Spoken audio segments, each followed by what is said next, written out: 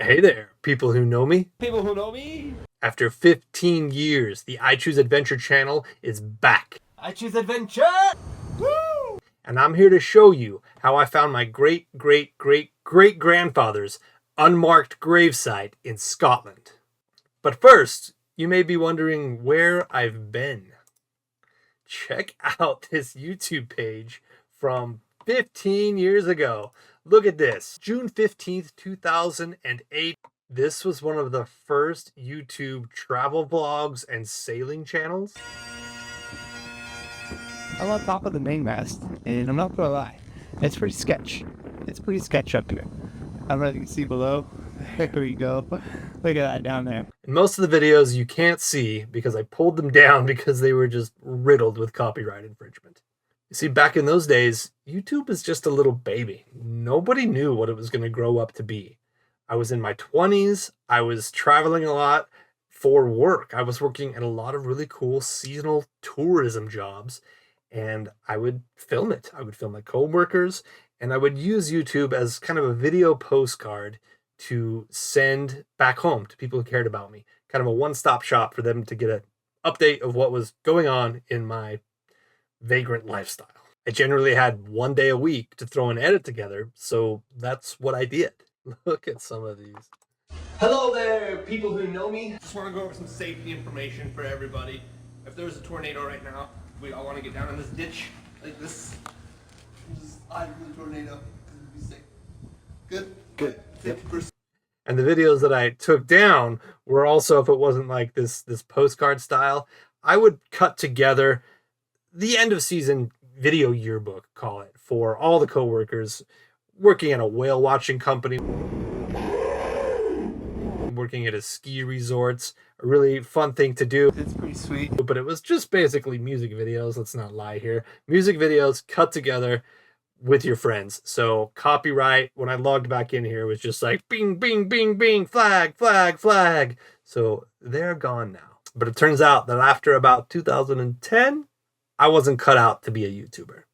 I was doing all these amazing things, traveling the world, doing really cool jobs, and definitely had the ability to storytell about it. It was just on my one day off a week, I did not want to spend it editing. I had laundry to do. I had other life maintenance to do.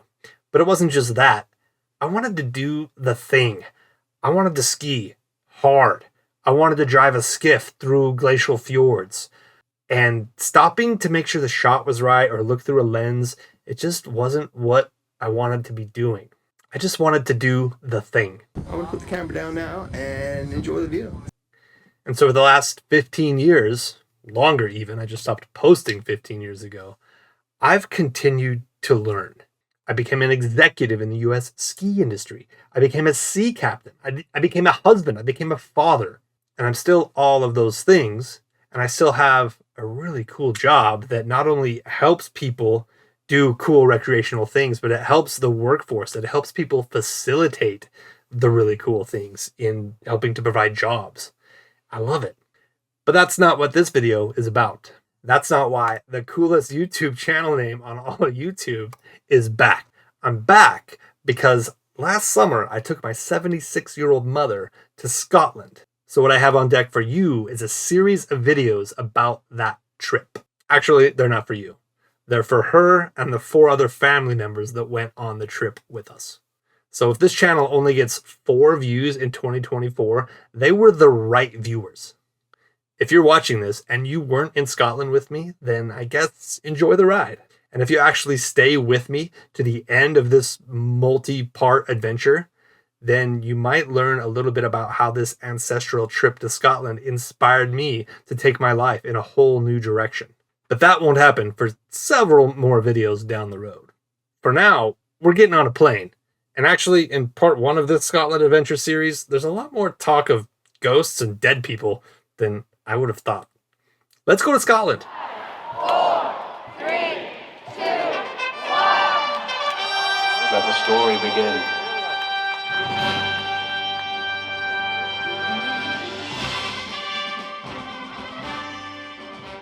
All right, let's hop on a plane, check out the Puget Sound as we leave the upper left in the US intercept another plane from Salt Lake City. That's because we have to pick up the skydiving crew from the year prior. That was her 75th birthday. All right. Who else? We gotta grab the sister, gotta grab the niece. There's the nephew right there. Okay, we gotta make sure we get him over to Scotland to check out his family's ancestral castle. Both nibblings are now on board. Let's hop on over to Scotland. Beautiful overcast day, a little bit rainy, a little bit green, feeling good. Let's just put it down right here, and we made it. It's my first time in Edinburgh. It's my whole family's first time in Edinburgh. It's some of my family's first time traveling. So here's the roster. We got a granny, we got a sister, little sister, who's 40, so not so little. We have a 20-year-old nibbling and a 16-year-old nibbling. We got here yesterday, and that's travel day. That's pretty much, you're a zombie, basically. So while we did go out, we had some food. Okay, so when you're out drinking late at night in Scotland, you have emergency pockets.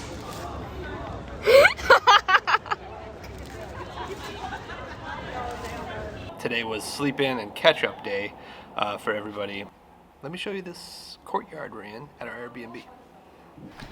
This is the place, and it's quite nice. It's quite cool. I'm into it. Not bad, not bad. You can see, what is our build date? 1623. It's nice to have an Airbnb right here at the heart, at the bottom of the hill, bottom of the Royal Mile. And my mother met a very nice older German woman who lives here, just lives in one of the things here in the White Horse Close. I could overhear her this morning having coffee and tea out on the patio there, and that was quite nice. But plan for today is just to explore some Edinburgh, and then tonight we have tickets to the Royal Military Tattoo. Step one today is I use some air tags. All hands, muster in the kitchen. And this will allow me to see them should they get lost. So they'll be able to pack that wherever they go. Oh dear, we are separated. We are separated from the family. They're amidst this chaos somewhere. Muster in the kitchen. All right, I'm not about to lose any of you. 3 of you haven't left the States. This is your first time. Brittany, the Lady of Duchesne's air tag. Granny, the grandmother's air tag. The grandmother's air tag. The Popo, here's the police. Oh, shit! Air tag. And Bridger's air tag. The squire. 12:30. And we're out of the house. All your tech. Crew in tow. Yes. We're turning left, apparently. Always the decision. Granny what? Left. We didn't know that we'd end up in a cemetery this morning, but we did, right? And also, we didn't know the baguette shop that Granny here and I ended up in this morning would have a book in it that had this day in history. About a guy that died. But it just so happens that this day, in 1928, the body of a young man was found at the water's edge on the east side of Granton Breakwater, and it was removed to the city mortuary. It was identified as the body of Jerome Charles Duncan, a divinity student, 22 years of age, who resided at 31 East London Street in Edinburgh. I don't think he's here, but it happened today.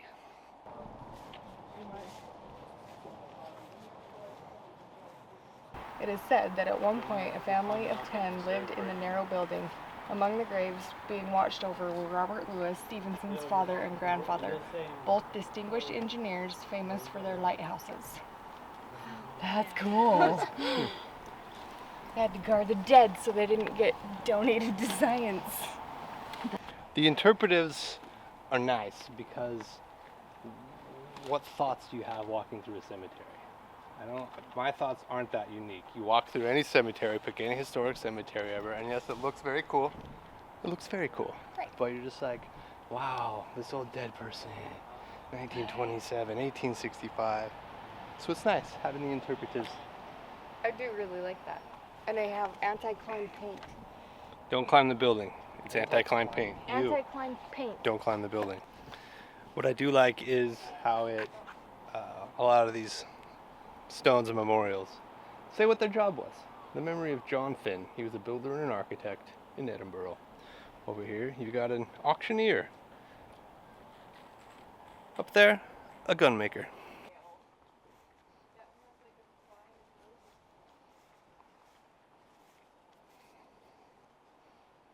Well, after finding ourselves accidentally in a cemetery, we find ourselves purposely at the bottom of the Royal Mile, and we will see what the day shall bring. Okay, we did find the tour. See, we found the tour. When you get the guide, the walking tour around the cities, and these things happen. And sometimes you get a bad guide. I think we have a good guide. I think we found a good one. An entire family of ghosts and other children that I have been seeing in here. When this was the Parliament of Edinburgh, there was an Act of Union that was signed in 1707. The Act of Union between Scotland and England. So Scotland was so happy to finally be unionized with England, right? Is everyone sleeping? Were they happy to be unionized? I don't believe so. So she says to her daughter, don't worry, I'm gonna come back. It's gonna work this time. The remedy was to go all the way to Leith, take water from the well, and come back with it. But by the time she came back, her daughter died. Her heart sinks. She takes her daughter in her arms and she cries and she screams and she makes so much noise that the neighbors heard. The neighbors, they open the door to ask what is going on, but when they see she died of the Black Death, are they sad? No, not even for a second. They're mad, they're angry. She put the entire city in danger. They take the daughter away, ignoring the screams of the mother, and then they brand the mother a traitor of the city by putting a T on each of her cheeks. Still to this day, sometimes on the left-hand side, in the corner right there, you can see Isabel. Don't worry, she's only looking for a daughter. But if you're a woman with living children, I would say just be nice while you're here. All right. Bye.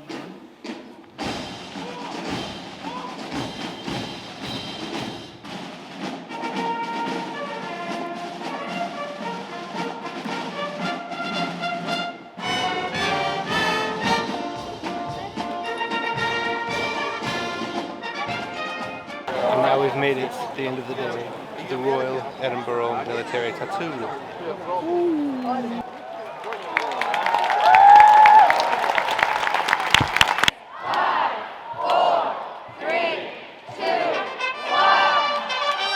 Let the story begin.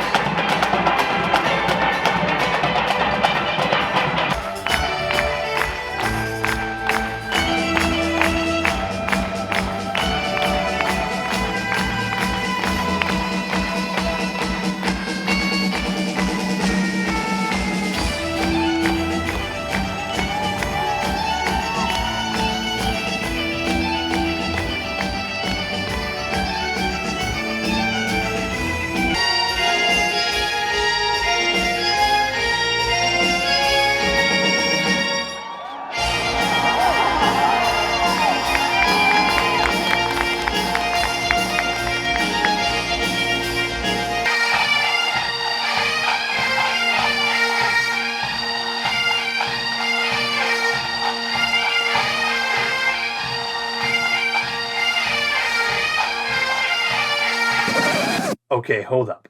I'm not about to make you sit through an hour and a half of the Royal Edinburgh Military Tattoo. What I am going to do, though, is look ahead to these next couple videos. After this little time of arriving in Edinburgh and gravesite hunting, we're heading to the Caledonian Canal in the next video, right? Check this out. We rented a boat, went through the canal. It was so great. Just some beautiful places. Oh, yeah. Good stuff to get into. However, I don't have a lot of audio files. I don't have a lot of music yet to put underneath all this stuff. And as I mentioned earlier, I'm pretty shy about getting copyright pinged, right? But what we can do is, of all this footage here of the tattoo, there's music under all of it, right? So let's just go ahead and grab all of that footage. I'm just going to delete the video portion of it. And now what I have left is all of this audio, all of the different audio from that, right? We're going to come up, we're going to export that media. Going to pop up here. We're going to have an MP3, and we're going to call this tattoo audio. Okay, that looks good. We're going to export it, and it is on our SD card just to make sure it's right here. Let's give it a little listen. Oh yeah, we got some good bagpipe sounds. We got some good drum sounds. Lots of good stuff. And we're going to be able to use that as underlying sounds for subsequent videos. Next video up is going to be going through the Caledonian Canal. Rented a boat, we went through Loch Ness, spent a whole week doing that, and then after that, we went to the borderlands of Scotland to the International Elliot Clan Society Gathering. So we have a whole lot in store. Make sure you hit the like button, make sure you hit the subscribe button so that those next episodes pop up on your feed. Now, let's get back to finding my great-great-great-grandfather's tombstone.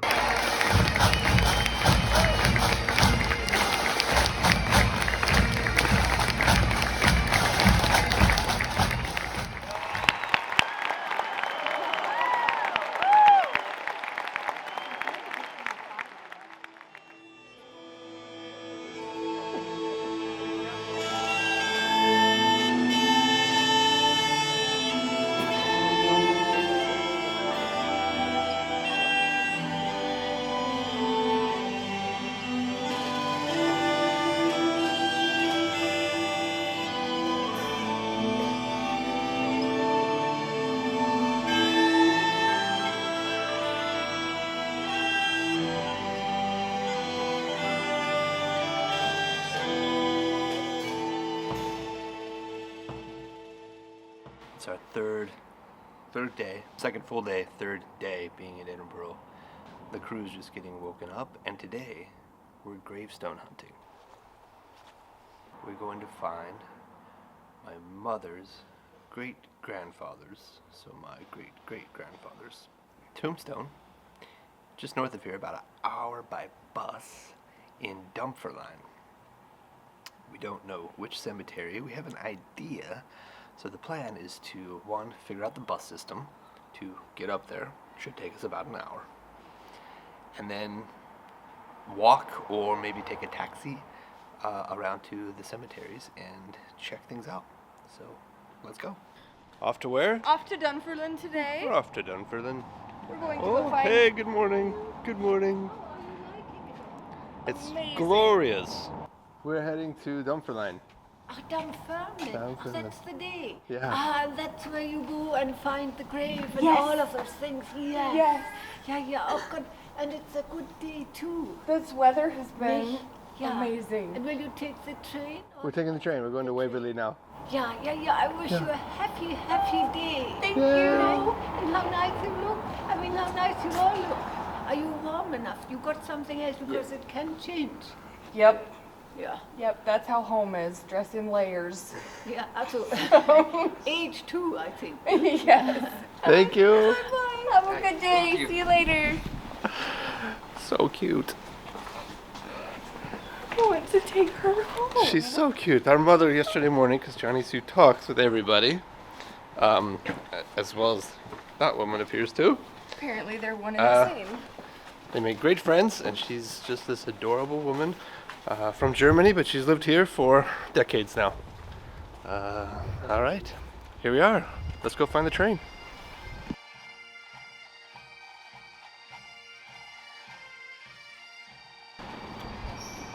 All right, so the family did a great job. The younglings finding the train station.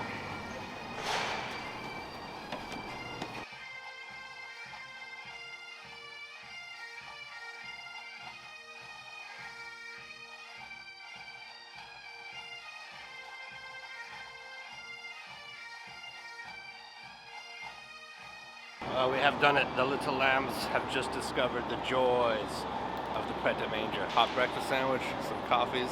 Get ready for the train. Yes, digging this morning little breakfast. sustenance. This literally tastes like chicken pot pie. That's weird. It tastes like what? Chicken pot pie. Chicken pot pie. Chicken pot pie and a croissant for breakfast.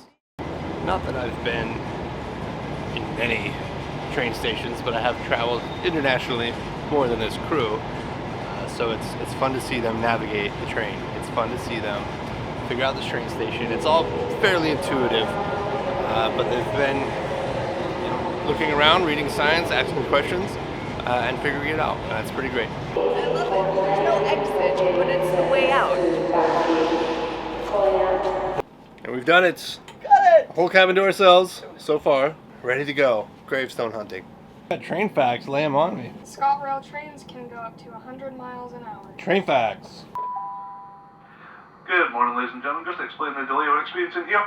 We're currently waiting on the driver of this service, who is coming off of another service that is currently stuck in the gardens due to a points failure there. Unfortunately, we don't have a time frame as to when they will get in, but it will just be a case of hanging fire and waiting to see what's happening.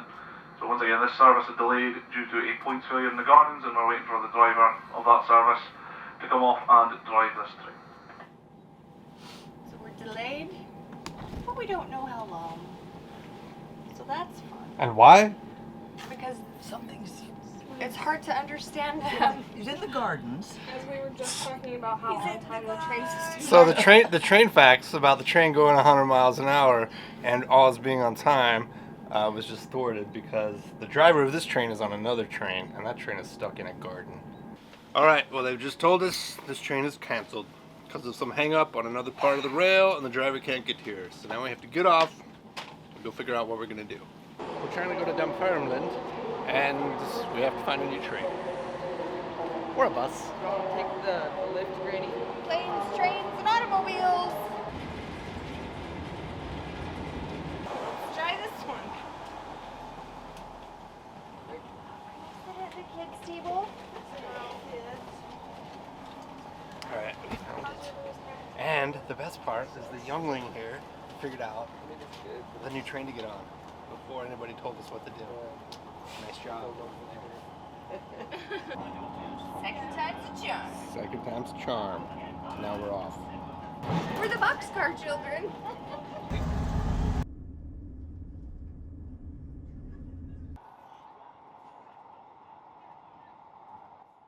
Okay, I need to tell you more about this bridge we are riding this train over. It's called the Fourth Bridge. And if you search up other YouTube videos of it, you will see how big of a deal it was when it was being built. And it still is. The feat of engineering, the way it connected this part of the world together, it boosted commerce. It's a big deal.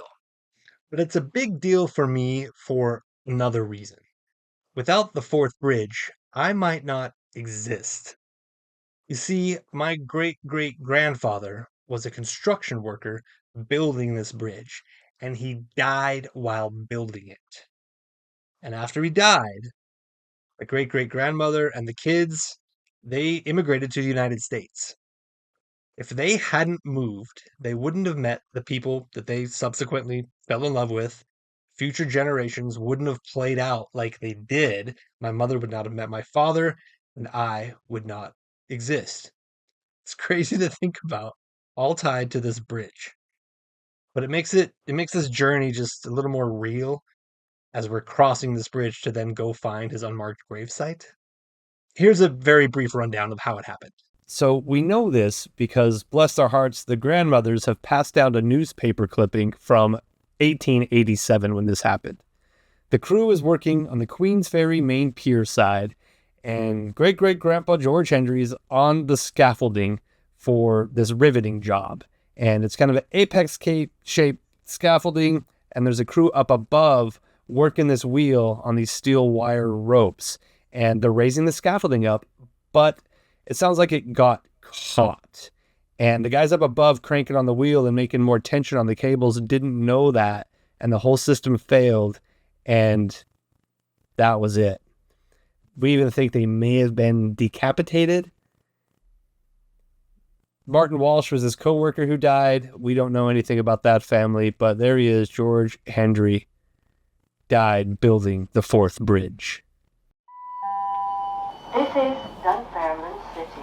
This train is for Cowdenbeath. The next stop is Dunfermline Queen Margaret. Alright, we've done it. We've made it to Dunfermline.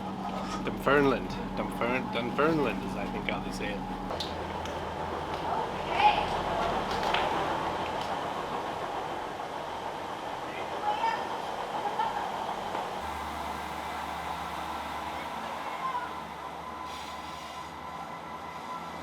The worry with that cancelled train was, now that we're here, we don't really know where we're going. So we were worried that we were losing a lot of time today because we've got a bit of a scavenger hunt across several cemeteries to figure this out. Okay, Granny, tell us why this is such a wild goose chase. We don't know where we're going, but we took a train to get here.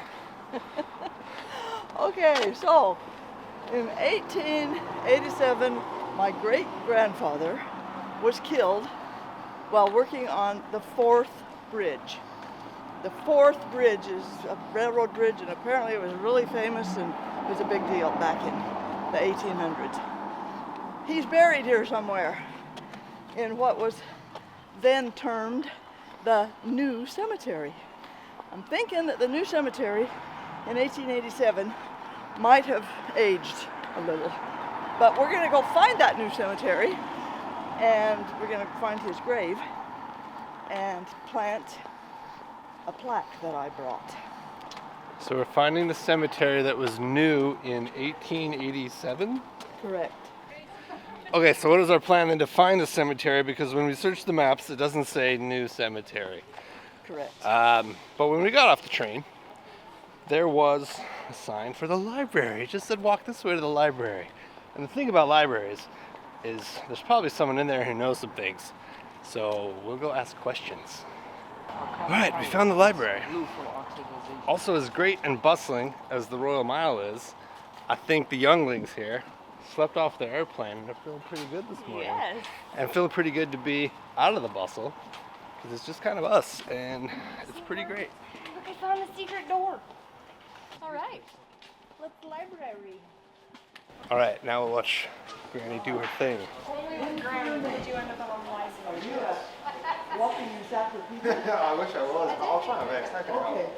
In 1887, my great-grandfather was killed building the 4th bridge. Obituary information says he was buried in the New Cemetery. Where's the New Cemetery? That's a very good question. Oh no, everybody in Dunfermline should know this. What I'll do is I'll check with my colleagues. Actually, the best place to ask is down in the reading room, which kind of specialises in local research. Okay. But for just where the new cemetery is, I can check for you just now. Okay. Fantastic.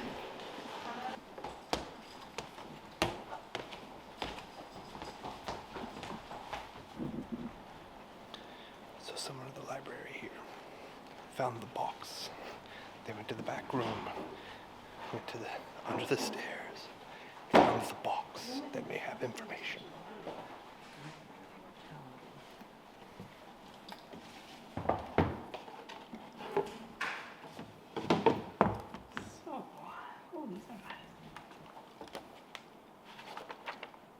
And what month was the death? June. These are amazing, aren't they? Yes. June 2nd was the accident, I believe. I didn't really record on. So you've got there where he lived as well. Did you have his address before? Yes. It was in here. That Brucefield Avenue. Brucefield Avenue. So that's that street's still fully intact in the town. Is it? We could take a look at the we've got the census records here to find out what number he was at. If you want to go see the house. You have the number, don't you? Oh, you have the house. Let's see. I don't think 31? so. Oh no. Riveter. No, he was aged 31. He's age 31. So the only thing is, it doesn't help by I'm sure we don't have a map of where they all are. And yeah, you've got it there. 31 years old. So You want to take let's take a picture. Does that Okay, so what have we found? We have found the cemetery. The cemetery and the date that he was buried. And the date that he was buried. Where? Right here. Henry. George Hendry. George Hendry. He lived on Brucefield Street and was 31. Okay, interred number.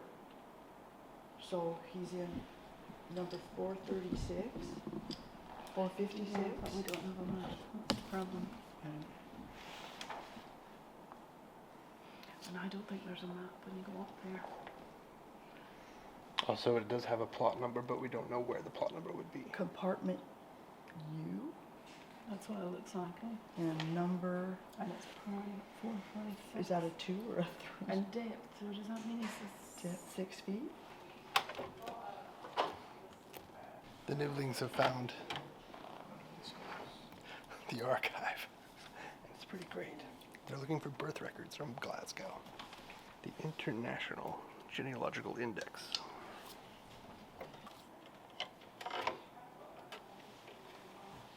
So now we're on to find the census record, to find the street address of where he was born and lived. Alright, let's get this. Which hopefully will be easy enough to find. If not, we've also got some Dunfermline directories that should cover that date, and they go by street as well.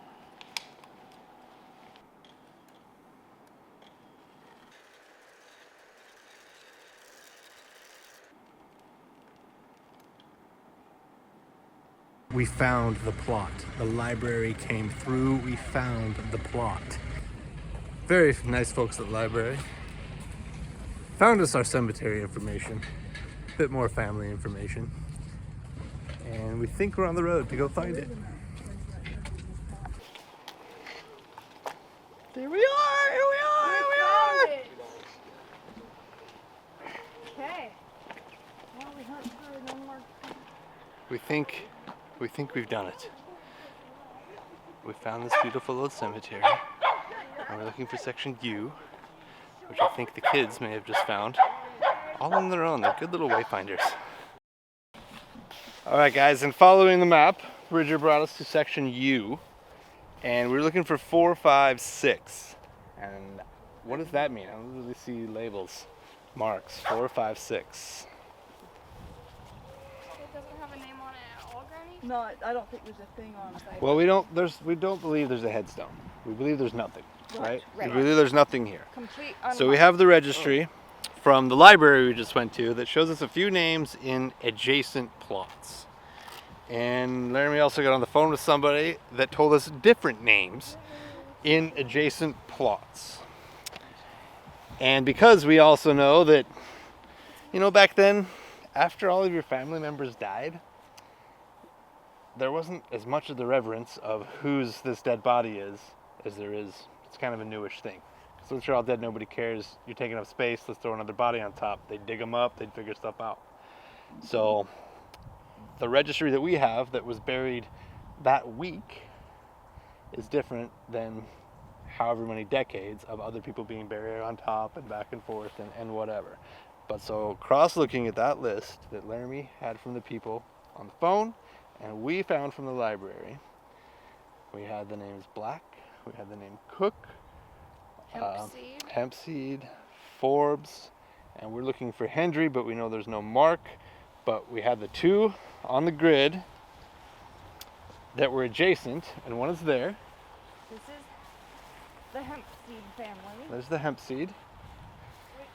Over here, we've got a Cook. It could be right here. It could be right here, guys. I think you're correct that there's been stacks. Yeah, they stack. Yes, They 'cause stack. They buried him 6 feet deep, that thing. He had a private funeral, Private so it wasn't just dumping his body in the pile. He had his own deal, So the and he's first- 6 feet deep. The first Hempseed was buried here-ish in 1912. Well, that's what I'm saying. Your grid, and that's a much newer tombstone That's than these others. Ours is very old, And the ones that look very old, and we know were kind of buried the same week, were the name Cook, and there's several Cooks on this one. And that's 4 or 5 next to it. He didn't have a head. So this is a footstone.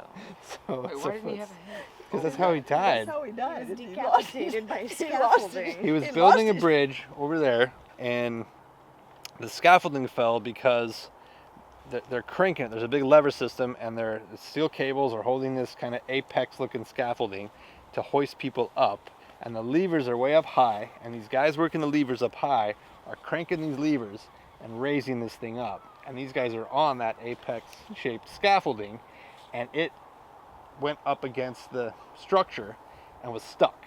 But the guys up high didn't know that. They couldn't feel that, so they're cranking until the pressure was too much, and it all snapped, and instant decapitation happened to 2 of them. One of them Was our great-great-grandfather. Your great-great? My great, your great. Our great-great. Your great-great. Great-great. A great-grandfather to her, a great-great to you and me, and a triple G to you. And we believe this is the zone.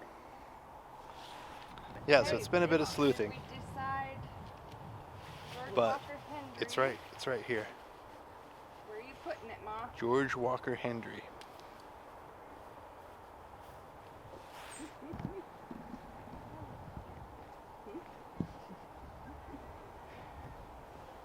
Okay, under the patch of dandelions? Right. Yeah. Right here? Yep. Should we put it in shorter grass? No, it's short. We probably need a group photo around the Great Maid. I would. Brittany. Well, now hopefully that's going to be a little easier for the next people to come along and try to find this. Maybe. Well, Johnny, so how does that feel? It's cool. It's really cool. I'm glad we did this. It's cool. It's just fun. It's been fun to do it.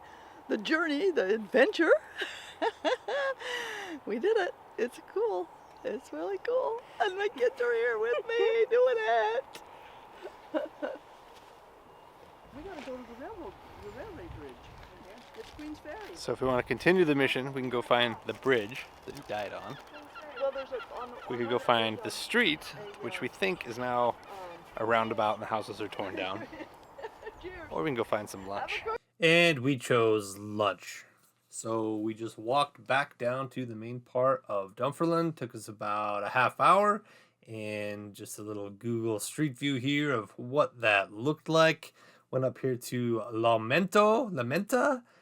Just here on the right. Went inside, grabbed some sandwiches. Didn't take any photos. We got done with lunch. Lunch was wonderful. And we're finishing out the day here in Dunfermline at the palace, which is fantastic. Robert the Bruce, King Robert the Bruce, is all the way around up top there, and it's great, and it is just gorgeous, glorious. Family lore, there are those in our family who tell us that we are of the lineage of Robert the Bruce. Could be. I hear that a lot from a lot of Scots. So, who knows? But the family members that have told me that do sound convincing.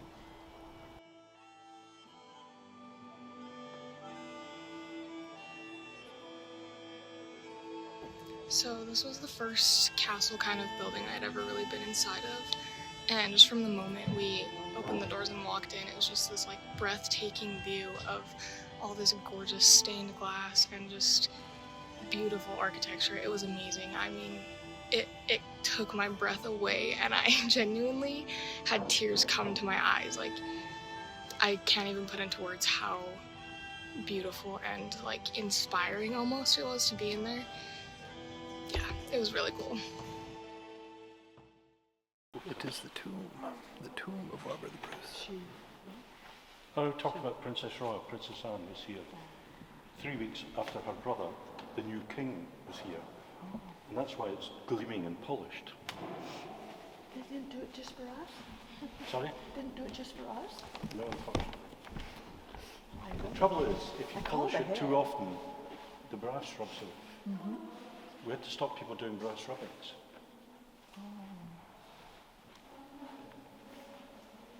Here it is, guys, Uncle Bruce.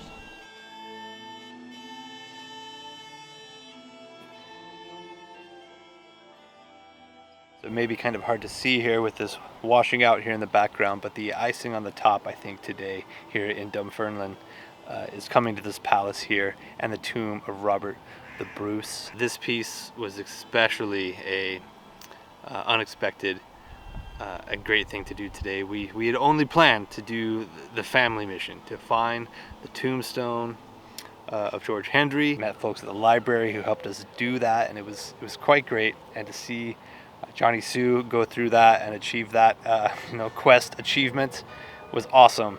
But walking through this and seeing the tomb of Robert the Bruce and hearing these bells, it's just fantastic. So now it's time to put the camera down, enjoy the family a little bit, enjoy the scenery, enjoy the place that we're in. Thanks for coming along on this one, and please join us on the next one. There's a whole lot of Scotland left. I'm gonna put the camera down now and enjoy the view. Wait, what's this? Powerhouse?